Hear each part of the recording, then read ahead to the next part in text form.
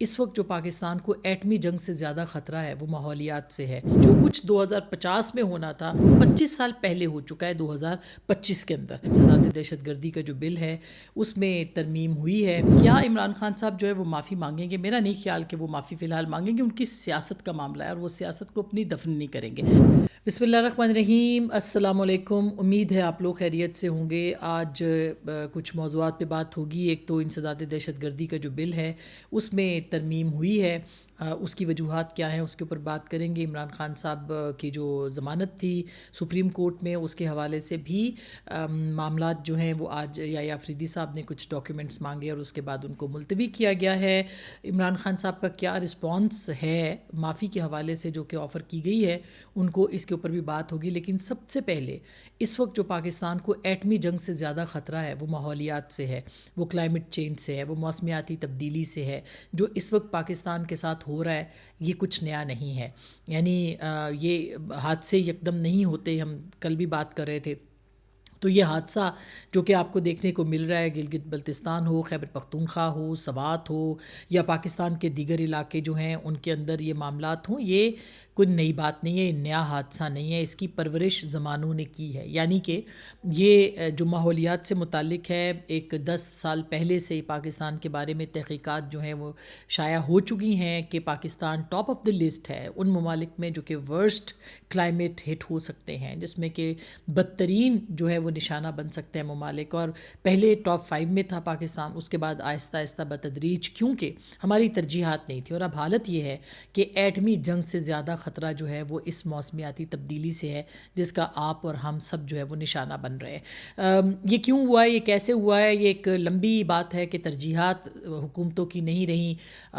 ہم سنتے تھے کہ درخت لگائے جائیں گے، بلین سونامی ٹری کی بات بھی ہم نے سنی تھی، مگر کوئی ہمیں نظر کم از کم نہیں آتا کہ اس وقت جو خیبر پختونخوا میں ہو رہا ہے اور گلگت بلتستان میں ہو رہا ہے اگر ایسا کچھ ہوا ہوتا تو یقینی طور پر سامنے آتا. البتہ ہمیں درخت کٹے ہوئے بہت نظر آتے ہیں. ہمیں نظر آتا ہے کہ ماگلا ہلز کس طرح سے جو ہیں وہ سبزے سے دور ہو گئی ہیں، کیسے جو ہے وہ اسلام آباد کے اندر سیمنٹ کی جو ہے وہ دیواریں کھڑی کر رہی ہیں. یہاں پر کتنی گرینری ختم کی گئی ہے. روز آئے دن جو ہے نئے پروجیکٹس کے چکر میں اسلام آباد کو جو ہے وہ درختوں سے محروم کر دیا گیا ہے، گرینری سے محروم کر دیا گیا ہے. تو یہ ایک لمبی داستان ہے. آپ کے اپنے شہروں میں پرانے درخت جو تھے وہ کٹ گئے ہیں، نئی نئی تعمیرات ہو رہی ہیں اور تعمیرات پہ تعمیرات ہو رہی ہیں. یعنی دنیا بھر کے اندر جو پرانی سڑکیں ہوتی ہیں، پرانی بلڈنگز ہوتی ہیں، انہیں کو ٹھیک کیا جاتا ہے، یہاں پہ گرایا جاتا ہے، بنایا جاتا ہے، اس کے اندر اور شاملات کی جاتی ہیں ان کے اندر، کیونکہ ان کے اندر جو ہے وہ احتمال ہوتا ہے کہ آپ جتنے پروجیکٹس بنائیں گے اتنا زیادہ کرپشن کا موقع ملے گا لوگوں کا. لہٰذا بار بار جو ہے وہ سڑکوں درختوں کو کاٹا جاتا ہے. کلائمیٹ چینج کے حوالے سے پالیسی کوئی نہیں ہے، ویژن کوئی نہیں ہے کہ پاکستان کو آگے کہاں دیکھنا ہے. اب آپ دیکھیے کہ پاکستان جو ہے وہ قدرتی آفات میں سب سے زیادہ اس وقت متاثر ہو رہا ہے. اور یہ میں نہیں کہہ رہی، یہ الجزیرہ اور CNN جیسے جو ادارے ہیں وہ اپنی تحقیقاتی رپورٹیں جو ہیں وہ شائع کر رہے ہیں اور وہ یہ کہہ رہے ہیں کہ کراچی کا جو سمندر ہے اس کے اندر بھی اضافہ ہو چکا ہے. اس کی سطح سمندر میں تقریباً 1.1 ملی میٹر کا اضافہ جو ہے وہ سمندر کی تہہ کے اندر جو ہے وہ، یعنی اس کی سطح جو ہے وہ بلند ہوئی. اور یہ یاد رہے کہ کراچی جو ہے وہ سطح سمندر سے نیچے ہے. تو یہ آلریڈی ایک ایسی صورتحال ہے جو کہ بہت زیادہ خطرناک جو ہے وہ ہو رہی ہے. اسی طرح سے جو پاکستان کا درجہ حرارت ہے اس میں 0.63 ڈگری سینٹی گریڈ جو ہے وہ CNN کے مطابق وہ پاکستان میں اضافہ ہو گیا. 48 درجے سینٹی گریڈ تک آپ جا چکے ہیں، بلکہ اس سال 50 سے اوپر آپ گئے ہیں. ہمیں سمجھ نہیں آتا کہ لوگوں کی پرائرٹیز کیا ہیں. خود میڈیا کی کوئی پرائرٹیز اس حوالے سے نہیں ہے. پھر یہ کہتے ہیں کہ جی جو ماحولیاتی سائنسدان ہیں وہ یہ بتاتے ہیں کہ پاکستان پوری جنوبی ایشیا میں ایسے موسمی واقعات رونما ہوئے ہیں، خاص کر کے پاکستان میں، جو کہ حیران کن ہیں. اور وہ موسمی واقعات جو ہیں وہ ماہرین کو 2050 تک، یعنی جو کچھ 2050 میں ہونا تھا ان رپورٹوں کے مطابق وہ 25 سال پہلے ہو چکا ہے 2025 کے اندر. اور اسی سال جو ہے وہ اوسط درجہ حرارت میں بھی اضافہ ہو گیا. واچ ایجوکیشن کی تازہ تحقیق جو کہتی ہے کہ اپنی جو پاکستان کے اندر بارشیں موسمیاتی تبدیلی کی وجہ سے سیلابوں کو مزید جو ہے وہ اس میں شدید اور خطرناک بنا رہی ہیں. تو یہ جو سارے صورتحال ہے، یہ پوری جو دنیا ہمیں خبردار کر رہی ہے، یہ اس لیے خبردار کر رہی ہے کہ ہم ہوش کے ناخن لیں.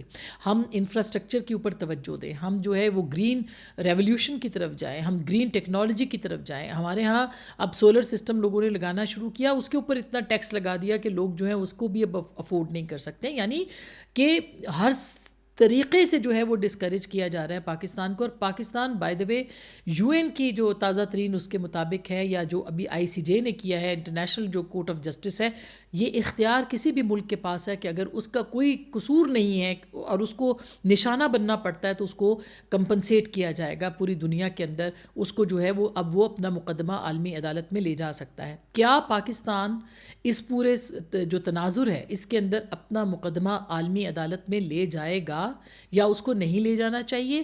میرا خیال ہے کہ یہ جو ہمارے تھنک ٹینکس ہیں, جو ہمارے ڈیسیژن میکرز ہیں, ان کو چاہیے کہ وہ اس کے اوپر غور کریں کہ آئی سی جے نے اگر یہ انٹرنیشنل کورٹ آف جسٹس نے اگر اس طرح کی اپرچونٹی دی ہے تو پاکستان فی الفور اپنا مقدمہ وہاں پہ لے کے جائے, کیونکہ یہ جو کچھ بھی ہے یہ اس میں ہمارا قصور کم ہے اور باقی دنیا کا قصور جو ہے وہ بہت زیادہ ہے. یعنی ان کی وجہ سے ہم جو ہے وہ مار کھا رہے ہیں اور ہمیں جو ہے وہ یہ موسمیاتی تبدیلی بھگتنا پڑ رہی ہے, اور کلائمیٹ کی وجہ سے ہمارا انفراسٹرکچر تباہ ہو رہا ہے, ہماری جو معاشیات ہے وہ تباہ ہو رہی ہے, ہماری جو معاشرت ہے وہ تباہ ہو رہی ہے. یہ بہت بڑا خطرہ ہے. میرا خیال ہے میں اور آپ اگر آپ یہ سن رہے ہیں یہ بات, یہ ضرور اپنے آگے لوگوں کو کمیونیکیٹ کریں کہ اس وقت پاکستان کو ہندوستان سے زیادہ, ایٹم بم سے زیادہ اگر کسی چیز سے خطرہ ہے تو یہ جو کلاؤڈ برسٹنگ ہے, یہ جو موسمیاتی تبدیلی ہے, اس کو سینسٹائز کرنے کی ضرورت ہے, اس کو نصاب کا حصہ بنانے کی ضرورت ہے, اس کو اپنی نئی جنریشن کو بتانے کی ضرورت ہے کہ آپ نے کلائمیٹ کے ساتھ دوستی کیسے کرنی ہے, آپ نے ان کے رستے کیسے ختم نہیں کرنے, ان کے رستے بنانے ہیں, آپ نے کلائمیٹ کو کیسے ٹائم دینا ہے, کیسے موقع دینا ہے, انسان یہ تو بتانا ہی ہے. لیکن پاکستان کو عالمی عدالت انصاف کے اندر اپنا یہ مقدمہ بھی لڑنا چاہیے, اور اس سے بہتر کوئی ایسا حل نہیں ہے پاکستان کے پاس کہ وہ اس کے اوپر نہ جائے اور عمل درآمد جو ہے وہ نہ کرے. اب آتے ہیں دوسری سٹوری جو ہے وہ آج انسداد دہشت گردی کا ترمیمی بل جو ہے 2025 وہ منظور کیا گیا. ابھی بالکل ابتدائی معلومات ہیں, اس لیے میں آپ کو اس کے اندر میں شیئر کر دوں. اس کی جو مین شک ہے گو کہ کامران مرتضیٰ صاحب JUIF کے, انہوں نے بھی اس کے اندر کچھ ترامیم کی تھی, لیکن اس کو مسترد کیا گیا ہے. اور اسی طرح سے ہنگامہ بھی ہوا ہے پارلیمان کے اندر کہ یہ ترمیم کیوں کی جا رہی ہے. ترمیم یہ ہے کہ مسلح افواج اور سول آرمڈ فورسز کو کسی بھی شخص کو شک کی بنا پر گرفتار کر کے 3 ماہ تک حراست میں رکھنے کا اختیار دے گا یہ قانون. اور ظاہر ہے اس کے اوپر 2 اعتراضات جو ہیں وہ ہو سکتے ہیں. ایک تو کسی کو بھی شک کی بنیاد کے اوپر آپ اٹھا لیں اور اس کو خام خواہ میں 3 مہینوں کے لیے اپنے پاس حراست میں لے لیں, اس کی ضمانت کا بھی وقت جو ہے وہ نہ ملے اور اس کو ضمانت بھی نہ ملے. تو اس کا ایک تو یہ اس کے اوپر جو ہے وہ بہت شور مچ سکتا ہے کہ پاکستان جو ہے وہ کیا یہ افورڈ کر سکتا ہے, یا بہت سارے لوگ انسانی حقوق کی تنظیمیں اس کے اوپر اعتراض کرتی ہیں کہ کسی کو بھی شک کی بنیاد پر اٹھا لینے کے بعد جو ہے اگر وہ بے گناہ ہے تو اس کا کون ازالہ کرے گا, اور اگر اس کا وہ گناہ گار ہے تو اس کی سزا کے لیے جو ہے وہ کون یقین کرے گا کہ 3 مہینے کے لیے کسی کو حراست میں رکھا تو وہ گناہ گار ہے یا نہیں ہے. ابھی کل دیکھیے کہ مسائل بھی بہت سے ہیں, کیونکہ یہ ریاست ہے, ریاست کے اندر ہماری ملک جو ہے اس کے اندر دہشت گردی بھی ہے, اس کے اندر جو ہے وہ بہت سارے ایسے معاملات ہیں اور ہر طرح کی دہشت گردی ہے, فرقہ وارانہ ہے, بہت ساری سوشل میڈیا کے اوپر بھی بہت ساری نفرت ہے, سب کچھ ہے. لیکن کل جو پروفیسر صاحب پکڑے گئے, اب اس کے اوپر بہت سی 2 رائے آ رہی ہیں کہ انہوں نے کسٹڈی کے اندر بیان دیا ہے. ہو سکتا ہے یہ بات درست ہو, عدالت کو اس کے اوپر فیصلہ کرنا چاہیے, مگر عدالت کو آزادانہ فیصلہ کرنا چاہیے کہ کیا درست ہے کیا نہیں. مگر یہ الارمنگ بات ہے کہ ایک پروفیسر, اگر اس کو تھوڑی دیر کے لیے درست تسلیم کر لیا جائے کہ ایک پروفیسر جو کہ پڑھاتا رہا ہے اور خود پڑھتا رہا ہے ایک اچھی یونیورسٹی سے, جو کہ پریولیجڈ ہے, وہ اگر یہ بات کہہ رہا ہے کہ اس کو استعمال کیا ہے BLA نے, تو اس کے بہت سارے معنی نکلتے ہیں. ایک تو یہ کہ اس کو یہ جو پینیٹریشن ہے یہ کس حد تک ہے تعلیمی اداروں کے اندر. دوسرا یہ کہ آپ نوجوانوں کے اوپر جو ہے وہ کیوں توجہ نہیں دیتے, ان کے لیے کیوں ایسی پراسپیرٹی نہیں لے کے آتے, خوشحالی نہیں لے کے آتے, جو کہ ان کے لیے منصوبہ کیوں نہیں لے کے آتے, روڈ میپ کیوں نہیں لے کے آتے کہ وہ آگے بڑھے. اور خاص کر کے بلوچستان کی جو یوتھ ہے اس کو انگیج کیا جائے, اور ان کو قومی دھارا کا مطلب یہ نہیں ہے کہ آپ ان کو جو ہے قومیت پڑھانا شروع کر دیں ان کو پاکستان کے اور بلوچستان کے حوالے سے جو ہے وہ ان کی جو ایک ان کا کردار ہو سکتا ہے اس کے لیے مواقع پیدا کیے جائے. تو میرا خیال ہے کہ یہ بہت اہم ہے. لیکن ساتھ ہی ساتھ میں ایک اس کا جو اہم پہلو ہوگا اس قانون سازی کا وہ یہ کہ لاپتہ افراد کو جو اچانک کوئی آتے ہیں لوگ اٹھا کے لے کے چلے جاتے ہیں اس کے اندر جو ہے اب یہ بتانا پڑے گا میجسٹریٹ کے ذریعے سے کہ بھئی ہمارے پاس حراست میں ہے، فلانی ایجنسی کے پاس ہے، فلانے لوگوں کے پاس ہے، اور ان کو پھر آہستہ آہستہ جو ہے وہ پھر ان کی انویسٹیگیشن جو ہوتی رہے گی. تو اس کے جو پروز اینڈ کونز ہیں، اس کے جو مثبت اور منفی جو باتیں ہیں، اس کے اوپر ہم طویل گفتگو کر سکتے ہیں. لیکن فی الحال یہ بل جو ہے یہ پاس کیا گیا ہے. اگر میں غلط نہیں ہوں تو اسی طرح کا ایک بل جو تھا وہ پی ٹی آئی کے دور میں بھی پیش کیا گیا تھا، لیکن اس کو غائب کر دیا گیا تھا. اس بل کوئی جو ہے وہ شیریں مزاری صاحبہ کا آن دا ریکارڈ یہ اسٹیٹمنٹ موجود ہے جو انسانی حقوق کی وزیر تھیں کہ اس بل کو جو ہے وہ بل بھی لاپتہ ہو گیا تھا جو لاپتہ افراد کے لیے لیجسلیشن ہو رہی تھی. تو میرا خیال ہے کہ اس معاملے کے اوپر جو ہے وہ بہت اہم ہوگا دیکھنا کہ اس کو پولیٹیکل پارٹیز کس طرح سے انٹرپریٹ کرتی ہیں، اس کو انسانی حقوق اور میڈیا کس طرح سے دیکھتا ہے. تو ایک تو یہ اہم قانون سازی ہے جو کہ ہوئی ہے. دوسرا یہ کہ آج جو عمران خان صاحب کے حوالے سے جو ہے ایک تو ظاہر ہے کہ پتہ چلے گا کہ وہ کیا ری ایکٹ کرتے ہیں، لیکن علیمہ خان صاحبہ نے کہہ دیا کہ وہ معافی نہیں مانگ سکتے. کل علی ظفر صاحب نے کہا کہ وہ معافی نہیں مانگیں گے. یہ ایک اہم بات ہے پاکستان تحریک انصاف کے لیے کہ وہ معافی مانگنا چاہتے ہیں یا نہیں مانگنا چاہتے. لیکن اس وقت ظاہر ہے کہ دونوں طرف ایک ضرورت محسوس کی جا رہی ہے. یعنی ایسے لگتا ہے کہ اسٹیبلشمنٹ بھی اس کے اوپر جو ہے وہ گو کے وہ ان کی طرف سے مستقل یہ بات آتی ہے کہ جی ہم بالکل معافی نہیں مانگیں گے، ہم بالکل بات نہیں کرنا چاہتے، ہم معافی کی تلافی بھی ہم کریں گے. یا پھر یہ کہا جاتا ہے کہ جی عمران خان صاحب جو ہے 9 مئی کے حوالے سے جو ہے وہ اس پہ بات کریں یا اس بات پہ اپنی غلطی کو تسلیم کریں. تو یہ تو پرانا سٹانس ہے جو کہ فوج کی طرف سے ہمیں دیکھنے کو ملتا ہے، اور D G I S P R نے بھی اس پہ بات کی، اور ابھی ریسنٹلی ایک برسلز کے اندر بھی جو ہے وہ آرمی چیف نے بھی بات کی ہے. لیکن کیا عمران خان صاحب جو ہے وہ معافی مانگیں گے؟ میرا نہیں خیال کہ وہ معافی فی الحال مانگیں گے. ان کی سیاست کا معاملہ ہے اور وہ سیاست کو اپنی دفن نہیں کریں گے. تو اس کا جو رستہ ہے وہ کیا نکلے گا، اس رستے کی طرف جو ہے وہ پاکستان کی سیاسی جماعتیں کیوں نہیں جا رہی، اور سیاسی جماعتوں کو کس طرح سے اس کو نکالنا ہے اس معاملے کو. کیونکہ بہرحال ایک بڑی جماعت ہے اور عمران خان صاحب ایک لیڈر ہیں، آپ ان کو جو ہے وہ پوری طرح سے کمپلیٹلی اگنور نہیں کر سکتے.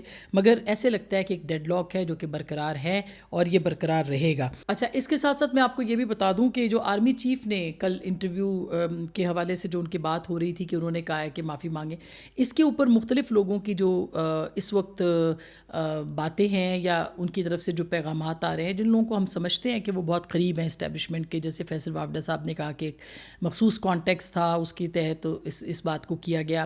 اسی طرح سے مختلف لوگ جو ہیں وہ اس کو مختلف طریقے سے انٹرپریٹ کرتے ہیں. لیکن ایسے لگتا ہے کہ جو انٹرویو کے اندر اگر یہ بات کہی گئی ہے جو کہ سہیل وڑائی صاحب نے لکھی ہے، تو پھر ایک قدم پیچھے ہٹا گیا ہے کہ اس طرح کی کوئی آفر جو ہے وہ نہیں کی گئی. تو یہ بھی اب دیکھنا ہے کہ کیوں پیچھے ہٹے ہیں اور اس کے جو نتائج ہیں وہ کیا معاملات جو ہیں وہ آگے کس طرح سے بڑھ سکتے ہیں. تو سرے دست ایسے لگتا ہے کہ عمران خان صاحب جو ہے وہ معافی نہیں مانگیں گے اور اسٹیبلشمنٹ جو ہے وہ معاف نہیں کرے گی، اور یہ ڈیڈ لاک جو ہے اسی طرح سے برقرار رہے گا. کورٹ میں ضمانتیں عمران خان صاحب کی موجود ہیں.